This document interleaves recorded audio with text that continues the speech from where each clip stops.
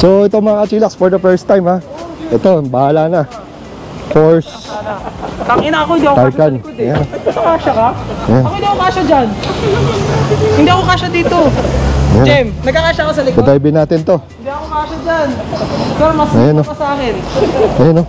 Hindi ako kasya dyan eh. Ito lang, kinakabahan ako. Pero bahala na si Batman. Bahala na si Batman. Bahala na rin si insurance.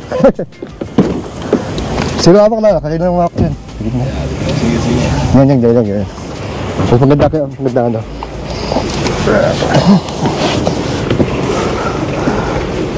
Grabe, kakaiba pala ito sir.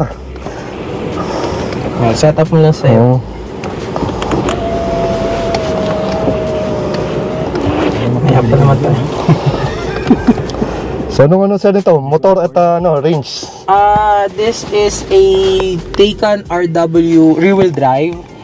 Single motor in the back, making about 450 horsepower. Ang option niya is yung battery niya is something called performance battery, 74 kilowatt hour battery. So that gives you a range of about 350 to 410 kilometers per liter. Wow. 0 to 100 is about 4.5 seconds, ganun. So paano naman ito sir? So you press the seatbelt muna tayo. Okay. Kasi makulit tong sasakyan na to. Kasi ligod. Hindi naman. I don't think so naman. Maingay lang siya, pero under pa rin ito kahit di naka-seatbelt. Or talaga hindi siya under? Minsan di siya ma-under. Hindi siya ma-under? Oo, talaga may sense. Press the brake, then your controls are here. So turn up is to go to rear, reverse. Hindi. Yan, drive yan. Then go up talaga is reverse. Then this is your park. Ayan. Oh, ikat kasi. Question ni Will is fully insured ba siya? Kasi naka-bank financing pa eh. Bank financing pa. Pag financing pa, kailangan pa insured. So pag ganito pa sports car, bababa ano? Mahal ta akong baba nito. So this is air suspension. So you have lift here. Ito, pipindutin mo siya. You have lift. May lift to. Tataas siya para hindi ka masyado kailangan sa humps. Okay. Sana hindi umagaw sa spot ko. Ikaw mababalik na. Hindi. Ikot mo sir. Ikot mo skyway. Kabisado mo na yata dito sir, no? Napaikot na ako dito eh. Sa mata maganda umikot na medyo mahabang dito ka. Diretso. Dito ka. May overspeeding ba dito? Wala naman yata. May mga tao dito eh. Ito lang. Taas natin. So ilan ang modes nito? So you have 4 modes. So 4 modes. You have here, you have range, which is the eco mode. As you have normal. Then you have sport plus, then individual. So try mo ng sport plus, push mo ng konti.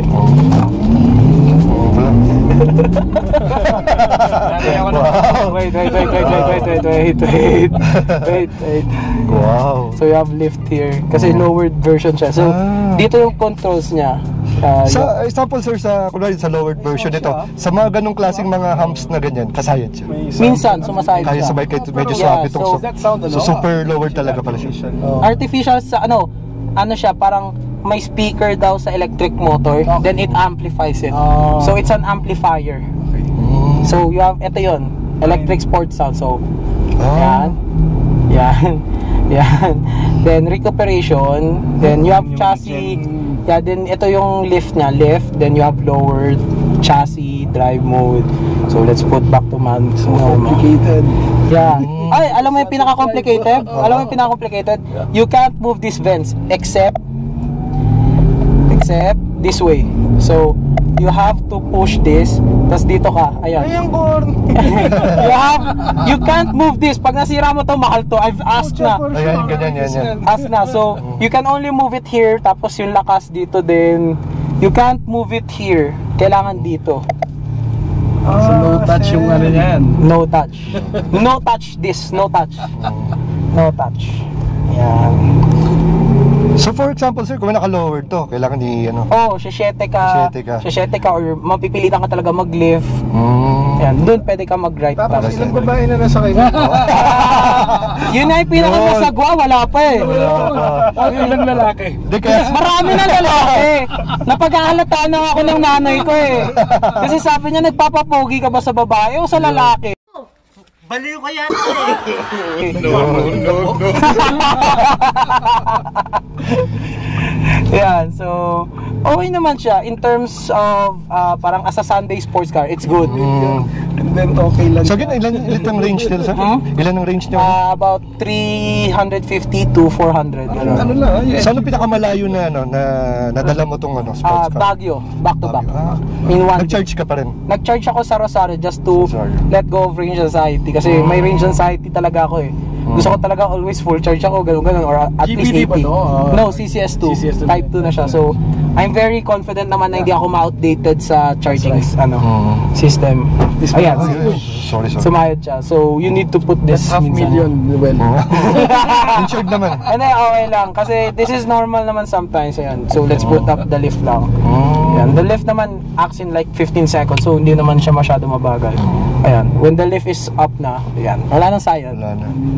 Pero you have to stay up under 30 kilometers kasi bababa siya ng sarili. wala siyang sensor JR na it can detect apps. So it Wala eh. automatic. It has something called smart lift. Yeah. So sa subdivision ko, naka-register na lahat ng humps. Tumataas na siya, bumababa. Pero dito kasi sa Corinthians, hindi pa hindi pa registered. You have to Okay, go around a place 5 times before it registered. Okay. Tapos So, one of the pipindot. houses here para By one na. Wag po. Para na nga ako nandito sir kasi linggo-linggo ako nandito dati eh. Nung nag-organize ako sa ano nyo. I was here every week. O yan no, completely open yung dito dapat natin pinapapark. Oo nga, mas maganda dito. Ayan no, completely empty. Saan tayo dito? Ayun, yan, pabalik na tayo sir. mas mahal ba dyan? No. Ano siya, sports center naman siya, parang pang ano sir, pang ano eh. We had 3 meetings sa admin, hindi talaga nila gusto i-close para sa atin eh. We cannot, hindi natin na panalo. Pero okay na rin, we have closed naman this area naman for us. Nanalo na rin tayo dyan.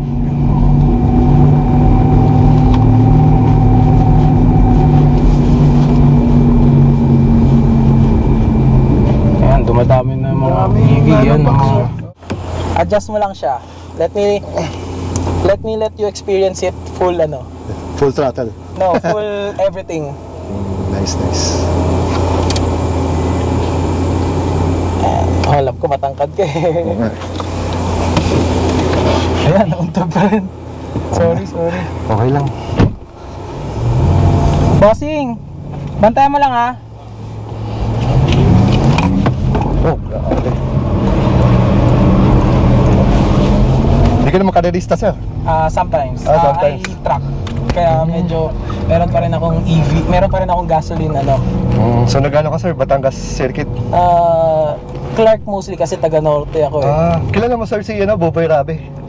Ano? Si Buboy Rabe. Rabe. Yung kamag-anak niya yata. Sasakyan niya yung AMG.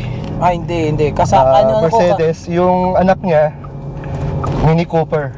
Hindi. Yung isang anak niya Ferrari yata. Yung kamag-anak niya, I think Rabe din si Rafi. Ayun, anak yata niya. Anak niya yun? Anak niya, Lambo kapatid yun. niya. Lambo yun. Ayun, Lambo. Lambo. Oo. Yun, anak niya. Oo. Ano yun? Kakilala ko siya, friend of a friend. Ayun. Yung barkada ko yung dad nila. Barkado. Oo. Nitong huli kong vlog, binisita ako, naka-Raptor naman. Kasi nag-offroad din siya. Nice. Ayan, so, press brake. So, yan. Press mo yung brake. Then, Grabe.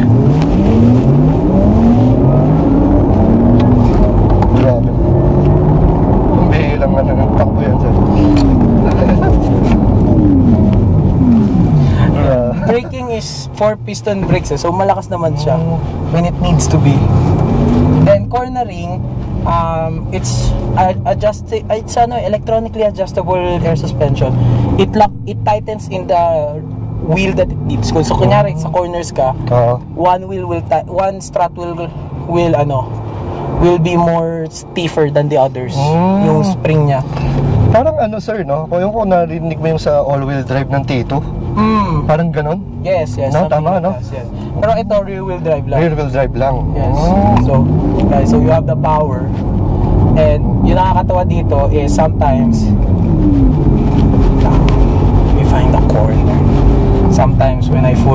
full power. At this is a car na sometimes it's so scary to go in the corners. Kasi Bakit? when you go in the corners, let me find a corner na walang humps. Here, alam ko dito meron. I've been here every week. Nakakabisado ko na siya. So when you go to a corner na walang ano, it goes like this. It ends miserably.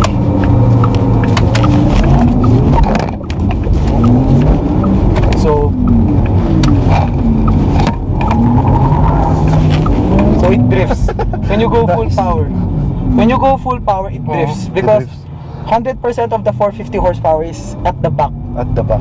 Within 2 seconds now. So you really are scared of it sometimes. See? And it's very easy to become a drifter in this thing. I've drifted this so many times. Ang mahal na ng wheels. Grabe. So put agad siya pag mga ganun, Yes. no? Ilang beses mong gamitin na ganyan. Yes. So uneven surface na agad yung Yes. wheels. That's why next year mapapalit ako ng tires kasi ano to eh.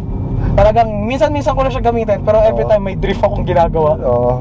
Kasi ang hilig ko, ang sarap niya i-drift Oo. because kala mo dahil nag-drift ka, lose control ka na. Oo, Pero when kaya you nga eh. lose controls, nagla-lock up agad siya. So it gives you a bit of fun, tas nila-lock up ka na.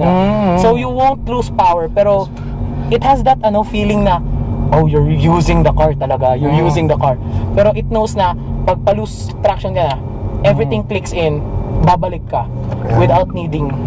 And very secured, no? Kahit yung sudden drift mo na parang, Yes. parang akala mo gaganon. Gagana siya pero Oo. nakita mo, something Oo. locks up and it goes back. Mm. That's why this car is something special kasi it always returns to its possible And hindi mo kailangan maging drifter talaga Yes, kasi yes. safe ka eh. Yes, that's the fun part of it. You don't need to be a drifter and it's very maingay in a sense. Ayan. So yun mga kachilak, shinare ko lang sa inyo. Actually itong clip na to last year pa to. So nung attend ako na event and maraming salamat kay John Rex, kay Sir JR sa pagtitiwala niya sa akin imaneho yung kanyang Porsche sports car. Actually nahanap ko nga yung mga clips nitong sports car niya pero medyo nahirapan akong hanapin. So yung pagdadrive ko nito talagang pag-upo ko para akong nakaupo na sa sahig, sa kalye. Ganun siya kababa and actually na tumama pa yata ako sa humps. Kahit na may auto lift to, ang dami kasi pindutan, talaga malilito ka. So sana nagustuhan natin ang mounting content. So gusto ko lang talaga i-share yung experience ko dito sa kanyang Porsche. If I'm not mistaken, full EV to. So till here, this is Well Esquila. Ride safe and God bless.